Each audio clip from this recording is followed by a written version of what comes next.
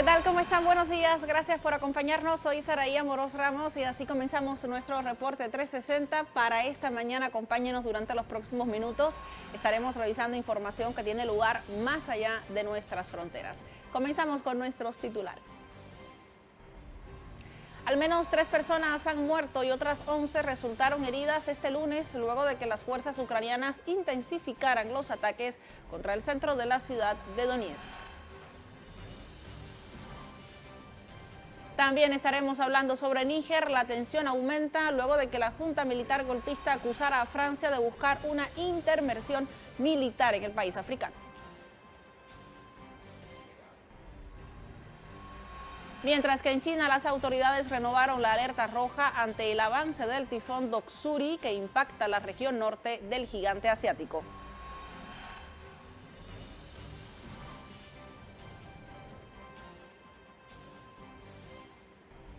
Comenzamos directamente en Rusia. Al menos 3 personas han muerto y 11 han resultado heridas este lunes en un nuevo ataque militar ucraniano contra el centro de la ciudad de Donetsk. Así lo confirmó el Centro de Control y Coordinación de la República Popular de este lugar. El alcalde de la ciudad, Alexei Kulemtsin, precisó en su cuenta de Twitter, específicamente de Telegram también, que uno de los proyectiles impactó contra un autobús de pasajeros que se incendió junto con otros 2 coches. El funcionario señaló que el ataque ucraniano fue perpetrado contra barrios residenciales y centros sociales en el mismo distrito. Según información preliminar, Ucrania habría lanzado más de un centenar de cohetes sirviéndose de lanzamisiles HIMARS de fabricación estadounidense.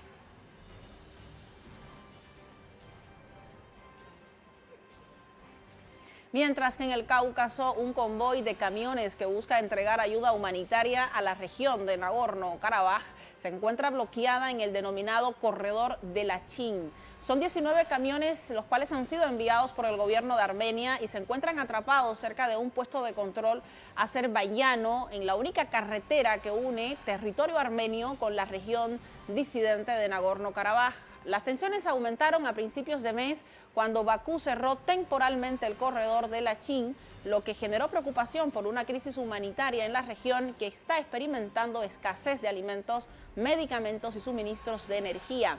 Recordemos que la semana pasada el primer ministro de Armenia, Nikol Pashinyan, criticó la negativa de Azerbaiyán de dejar pasar el convoy humanitario.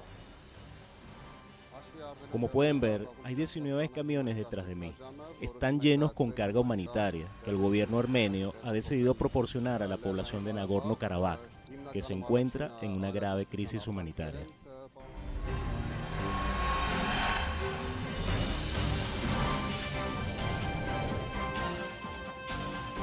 Iniciamos a continuación nuestro recorrido por nuestros portales digitales. Acá el primero, Al Mayadin, vemos nuestro titular. Fuerzas israelíes irrumpen en la aldea de Al-Muyarif, en Ramallah. Les contamos, las fuerzas de ocupación israelí asaltaron la aldea cisjordana de Al-Muyarif, al este de Ramallah. Según fuentes locales, la irrupción provocó enfrentamientos con los residentes palestinos. En la embestida, los soldados dispararon balas de metal recubiertas de goma, bombas de sonido y gases lacrimógenos. También cerraron la entrada y salida de la mencionada localidad y procedieron a registrar los vehículos de los pobladores. Africa News también resaltamos esta mañana con el titular: Marruecos busca directamente, acá les mostramos, enmendar lazos con Argelia. El rey de Marruecos, Mohamed VI, ha expresado su esperanza de un regreso a la normalidad y la reapertura de las fronteras con el vecino del norte de África, Argelia, que cortó las relaciones diplomáticas hace casi 2 años. Rezamos al Todopoderoso por el regreso a la normalidad y la reapertura de las fronteras entre nuestros 2 países vecinos y nuestros pueblos hermanos, así dijo el monarca. Continuamos con Hispan TV, acá les mostramos el titular: Estados Unidos roba otros 45 camiones cisternas cargados de crudo sirio.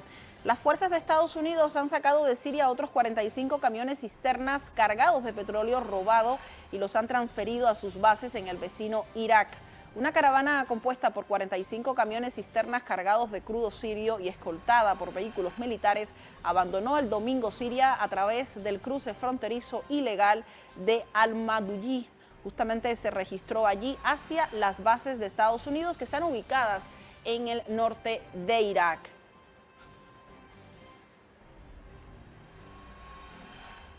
Y al regreso de nuestra primera pausa les contamos la tensión continúa aumentando en Níger luego de que la Junta Militar golpista acusara a Francia de buscar una intervención militar en el país africano para liberar al depuesto presidente Mohamed Bazoum. Pero los intereses no quedan ahí.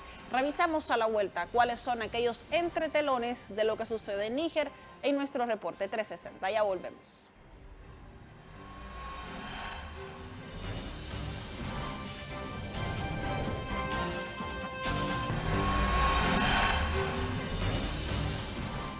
Regresamos. La tensión aumenta en Níger luego de que la Junta Militar golpista acusara a Francia de buscar una intervención militar en el país africano para liberar al depuesto presidente Mohamed Bazoum. Mediante un comunicado, el coronel Amadou Adramane, portavoz de la Junta del gobierno golpista, acusó a Francia de buscar vías para restituir al expresidente Mohamed Bazoum. Los rebeldes emitieron esa alerta luego de que funcionarios franceses, así como autoridades de la Unión Africana y del gobierno de Mohamed Bazoum, sostuvieron una reunión para buscar, según expresan, una solución al conflicto. El vocero militar advirtió que cualquier intervención extranjera, sea cual sea su procedencia, tendrá consecuencias desastrosas e incontrolables para el país. Comunicado número 14. Como parte de su investigación sobre las formas y los medios para intervenir militarmente en Níger, Francia, con la complicidad de ciertos nigerinos, celebró una reunión en la sede de la Guardia Nacional de Níger para obtener las autorizaciones políticas y militares necesarias. Señor Hassoumi Massaoud, actuando como primer ministro, firmó el documento, cuyo tono es el siguiente. Yo, el abajo firmante, Hassoumi Massaoud, ministro de Relaciones Exteriores, primer ministro interino, autorizó a los socios franceses a llevar a cabo ataques contra el Palacio Presidencial para liberar al presidente de Níger, Mohamed Bazoum, que es tomado como rehén. Esto sirve como aviso oficial, firmado, primer ministro interino.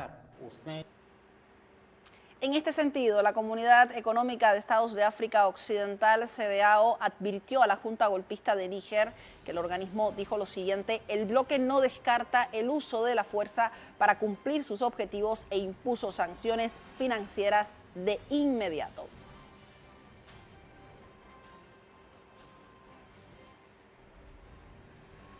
A su vez, el portavoz del Kremlin, Dmitry Peskov, instó a las partes del conflicto en Níger a actuar con moderación para volver a la senda constitucional. Así lo dijo: estamos a favor del pronto restablecimiento de la legalidad en ese país para que vuelva cuanto antes a la senda constitucional.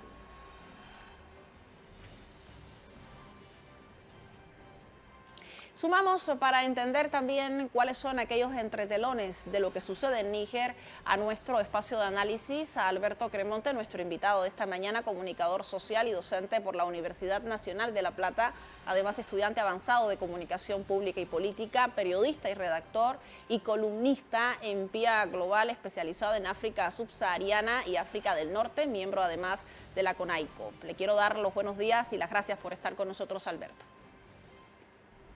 ¿Qué tal? Buenos días, ¿cómo están? ¿Todo bien? Todo muy bien, muchas gracias. Quisiéramos comenzar para hacer un contexto un poco más profundo en relación con lo que está pasando en Níger, hablando sobre la situación de este país antes de que sucediera este golpe de Estado. Normalmente nos centramos en lo que está sucediendo en el ahora, en la actualidad, pero nos parece también interesante analizar el contexto, lo que lleva a que suceda esto en Níger, tomando también en cuenta el contexto de la región del Sahel, del cual también el país es parte. ¿En qué estado se encontraba Níger antes de este golpe de Estado? Bueno, Níger, digamos, decir que es uno de los países, bueno, del Sahel africano, productor de uranio, un país empobrecido también por el colonialismo, con tremenda influencia francesa y occidental. Estados Unidos tiene allí puestos también intereses creados, digo, ¿no? Y en este sentido me parece que el descontento del pueblo nigeriano también es el que favorece este golpe patriótico militar en esos términos, digo, ¿no? Me parece que hoy por hoy catalogar a este golpe de Estado como algo bueno, que le puede traer mal a Níger, bueno, es caer por lo menos en un análisis facilista, de acuerdo a lo que nosotros desde este lugar del mundo conocemos como un golpe de Estado. Pero bueno, sin embargo, bueno, decir esto, que el colonialismo o aquella colonia francesa, hoy la ubica desde este lugar, ¿no?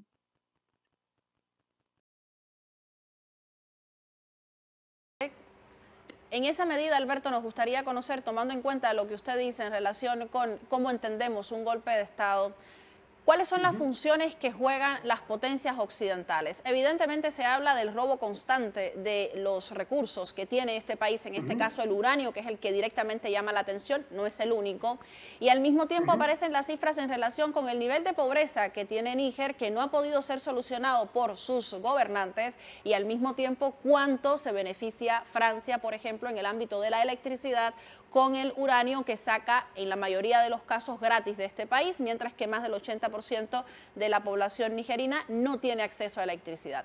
¿Cómo podríamos entender esta relación con Occidente desde sus gobernantes y desde las decisiones que han tomado que sin duda alguna no beneficia al pueblo del país?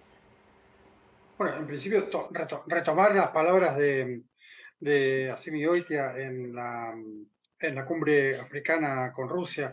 Digamos, hoy los gobiernos, muchos gobiernos africanos son títeres de Occidente. Me parece que pasa por ahí la cosa, habría que hacer un análisis quizá más profundo de este sentido, pero hoy Francia sin el uranio de Níger estaría muy difícil para su energía atómica, digo, ¿no? Exporta, entre comillas, digo, ¿no? La palabra sería roba de Níger el 30% del uranio que necesita Francia para mover su economía atómica. Entonces, bueno, me parece que la relación hoy de Níger, así como de otros países africanos, digo, ¿no? Me parece que hoy el ejemplo está puesto en Mali, en Burkina Faso y en Níger como que rompieron el paradigma del colonialismo y del imperialismo, o del neocolonialismo y el neoimperialismo importado desde Occidente. Bueno, esa es la relación, digamos, el expolio, el robo de los recursos naturales de una África que está de pie, claramente está de pie. Entonces, bueno, el ejemplo de Níger, insisto, con Mali, con Burkina Faso, lo ubican en un lugar a mirar y estar atentos y analizarlo. También el papel de Rusia y el papel de China en este aspecto. Digamos, circulan muchas fotos de pobladores y manifestantes nigerinos ondeando banderas rusas. Bueno, me parece que ahí habría que hacer otro análisis, digo, ¿no? ¿Qué busca Rusia también en Níger o qué deja Rusia en Níger también? Alberto, en esa medida también me gustaría destruir ese mito que constantemente tratan de implantar en la mentalidad de la población por parte de Occidente de la importancia de las ayudas humanitarias por parte de estos países a los países africanos. En el caso de Níger, una de las primeras medidas que se tomó fue suspender completamente las ayudas humanitarias, el aporte que supuestamente realizan a este país en materia humanitaria, pero además las relaciones bilaterales, es el caso de la Unión Europea, Estados Unidos. En realidad, ¿cuánto de esto beneficia a la población africana? Pareciera que las potencias, cuando pierden el control de sus colonias, ya deciden no ayudarla humanitariamente hablando.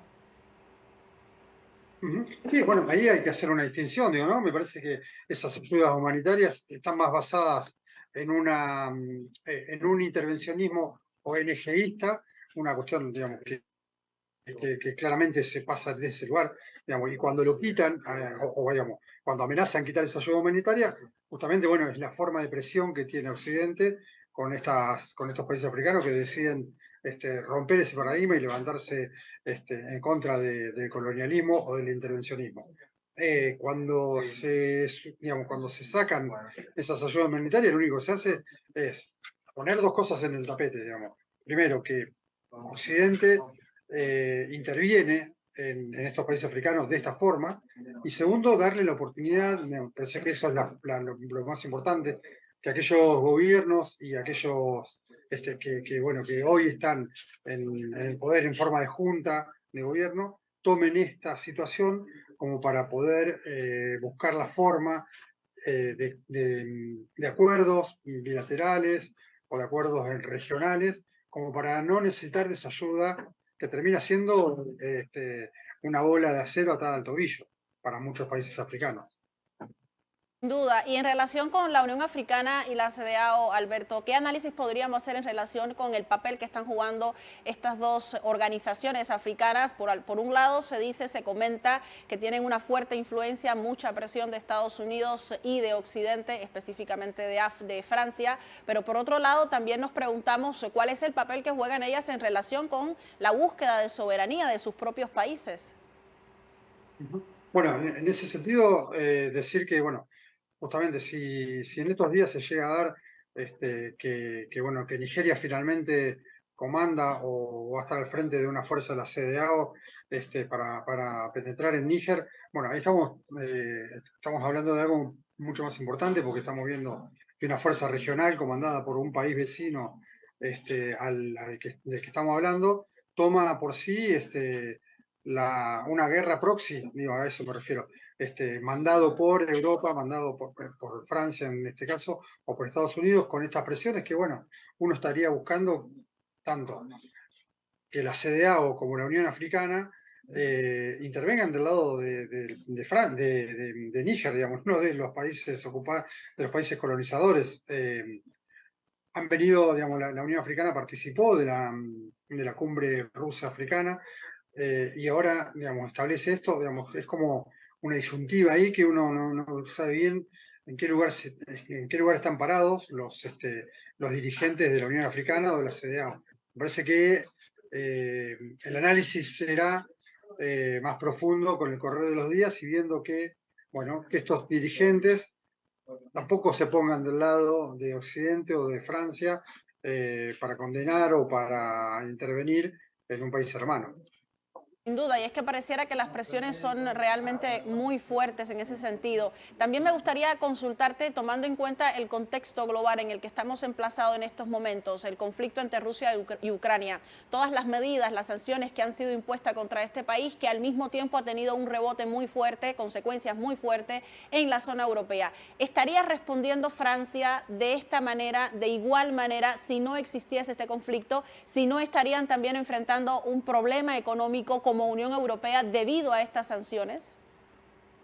Claro, digamos, la guerra de Ucrania y Rusia ha cambiado el mapa geopolítico, ha cambiado el tablero geopolítico. Hay cosas que se están poniendo en juego. Hoy Europa, si bien participa de las sanciones junto a la OTAN y Estados Unidos contra Rusia, Rusia ha tomado también una serie de medidas, sobre todo la última con la salida del acuerdo de granos, ha tomado una medida fuertísima con respecto a ese tema, incluso con la condonación o con la donación o con la provisión de granos a través de Rusia gratuitamente para África. Me parece que también la coloca a la Federación Rusa en un lugar de privilegio en el cual muchos países africanos necesitan sí o sí acuerdos bilaterales con el país del este europeo porque, bueno, no tiene otra forma de funcionar. Entonces, bueno, me parece que Francia hoy por hoy se ve hackeada en este sentido, digamos, corrida por un país africano desde el lugar de privilegio, desde el expolio,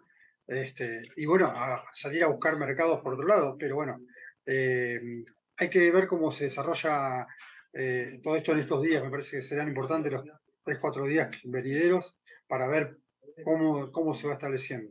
Cuando fue lo de Mali, todos decían que, bueno, que una semana, que esto, que lo otro. Bueno, Mali decidió expulsar a las fuerzas francesas. Burkina Faso hizo lo mismo. Entonces, bueno, veremos si Níger es capaz de mantener la fuerza necesaria para hacer valer este golpe patriótico. También en tela de análisis el papel que juegan aquellos países vecinos, como en el caso de Chad, que está en estos momentos siendo parte de este proceso de diálogo entre ambas partes. Te agradezco muchísimo el tiempo que has dedicado para nuestro espacio de análisis, Alberto, y te deseamos una excelente jornada. Gracias, igualmente. Nos vemos en la próxima. Un gusto, hasta la próxima. Así cambiamos de tema y pasamos a China. Lo hacemos con las autoridades, quienes decidieron renovar la alerta roja ante el avance del tifón Doksuri, que impacta la región norte del gigante asiático. El Centro Meteorológico Nacional de China indicó que las precipitaciones se han registrado con un gran aumento en los niveles de aguas de hasta 60 milímetros por hora. Al respecto, el organismo informó que las lluvias torrenciales continuarán en Beijing, Tianjin también y en las provincias de Hebei, donde se han producido miles de afectados, han aparecido miles de afectados y también afectaciones en el ámbito de la infraestructura. La autoridad climática recordó que a pesar del debilitamiento del tifón, las lluvias provocan movimientos de tierra, inundaciones, cortes de vía, daños en la infraestructura y en la zona agrícola.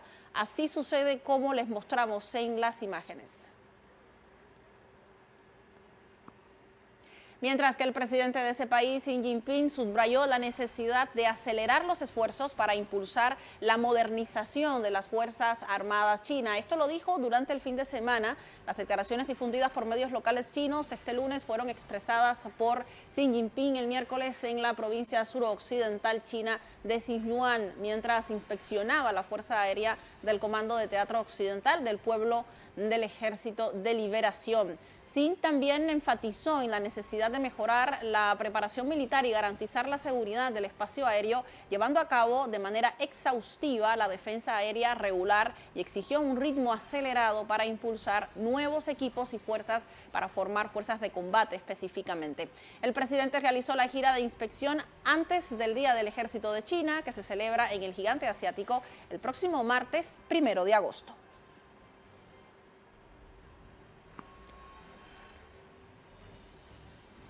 Pasamos a Tailandia. El número de muertos tras una explosión en un almacén de fuegos artificiales en el sur de este país aumentó este lunes a 12. En tanto, más de un centenar de heridos continúan hospitalizados, muchos de ellos en estado grave. Mientras avanzan las investigaciones en cuanto a la causa del incidente, la policía y el ejército incautaron material pirotécnico en 4 casas de la zona que pertenecen al propietario del almacén donde los fuegos artificiales se encontraban almacenados de forma ilegal. A su vez, las autoridades tratan este lunes de restablecer el orden y devolver el suministro eléctrico en la localidad de Muno, donde ocurrió el incidente. Entre los graves daños causados por la explosión que destrozó el mercado de la localidad, se contabilizan daños en más de 300 viviendas, algunas de las cuales fueron calcinadas, mientras otras perdieron el tejado por la fuerza de la onda expansiva. En estado de shock, mi padre y mis hermanos aún estaban en la casa. No pude entrar para ayudar. Había incendios y explosiones por todas partes. En el momento que se apagó el fuego, entré y vi a mis cuñados muertos, sus cuerpos quemados. Los cuerpos de mis hermanas menores y de mi madre estaban completamente carbonizados. Estoy conmocionado. Y en Pakistán, accidente con características similares, al menos 50 personas murieron y varias decenas también resultaron heridas por la detonación de un artefacto explosivo durante un mitin político en el norte del país. Fuentes oficiales confirmaron los decesos ocasionados durante un evento político de un partido religioso conservador. Las autoridades presumen que el ataque estaba dirigido contra un líder de esa tolda que debía intervenir en el acto, aunque la explosión ocurrió antes de su llegada. Los hechos ocurrieron en la ciudad de Kar, al norte de Pakistán, en donde avanza la campaña con miras a las elecciones que se celebrarían a finales de año.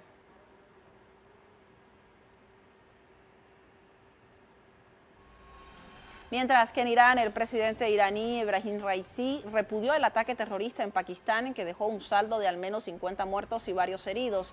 Asimismo, el presidente de la República Islámica afirmó que tales acciones son inhumanas y criminales en momentos cuando expresó su simpatía al pueblo amistoso y hermano de Pakistán. Por su parte, el canciller Hossein Amir Abdollahian condenó el ataque, afirmando que la lucha eficaz contra el terrorismo y el extremismo es una preocupación de seguridad común de Irán y Pakistán.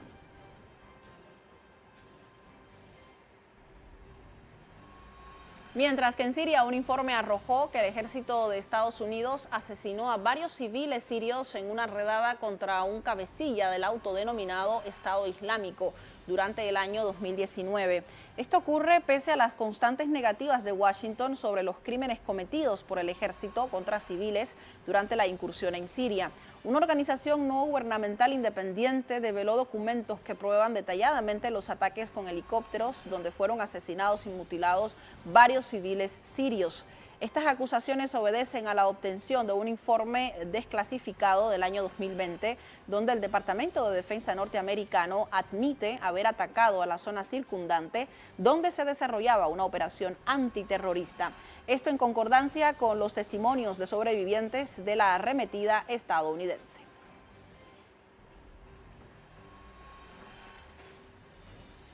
Recuerde que puede revisar estas y otras informaciones en nuestras diversas plataformas informativas. No solo nos encontramos a través de la señal televisiva, sino también en nuestro portal web www.telesurtv.net. Allí nos vemos. Soy Saraí Amorós Ramos y así despedimos nuestro espacio informativo. Hasta la próxima. Sigue minuto a minuto nuestra programación, ahora disponible también en audio a través de nuestra página web. Podrás mantenerte al día sobre los acontecimientos y noticias que suceden alrededor del mundo con un enfoque latinoamericano y confiable. Telesur, la señal informativa de América Latina y el Caribe.